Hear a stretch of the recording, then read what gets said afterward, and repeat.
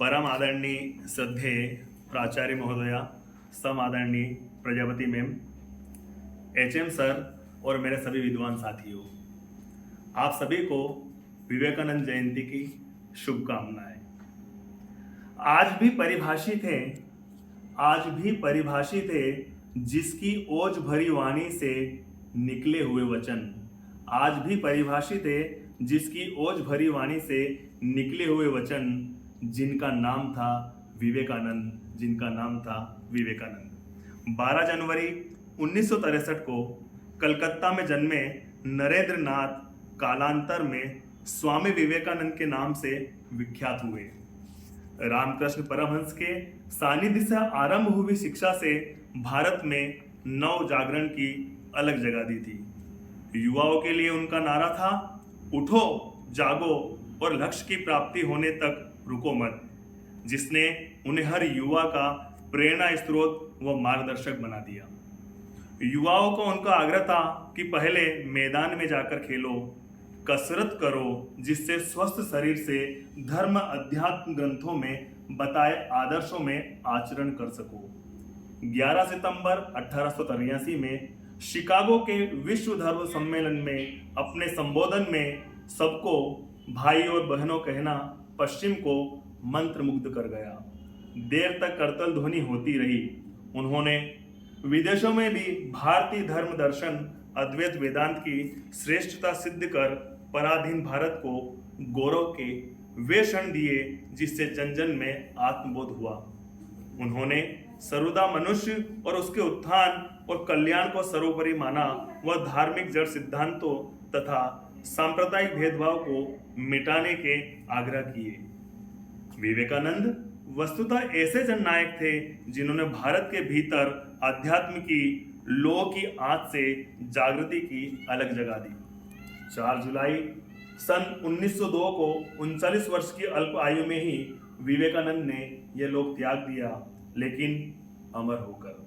आज उनके जन्मदिन पर प्रस्तुत है ये कविता। सोई दुनिया को जगाया, सोई दुनिया को जगाया, सिंहों को सिंह बनाया। सोई दुनिया को जगाया, सिंहों को सिंह बनाया।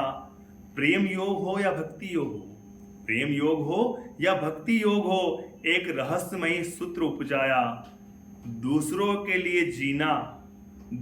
लिए जीना और नर पशु में मतभेद बताया।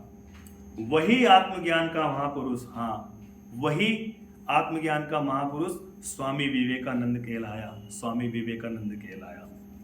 रुको न जब तक लक्ष्य न पाओ, रुको न जब तक लक्ष्य न पाओ, मन दुर्बलता को दूर भगाओ।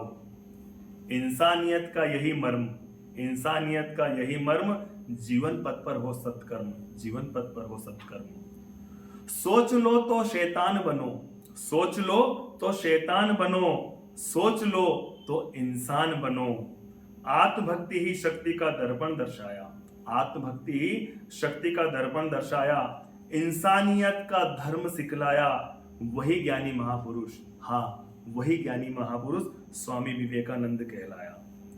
नव भारत का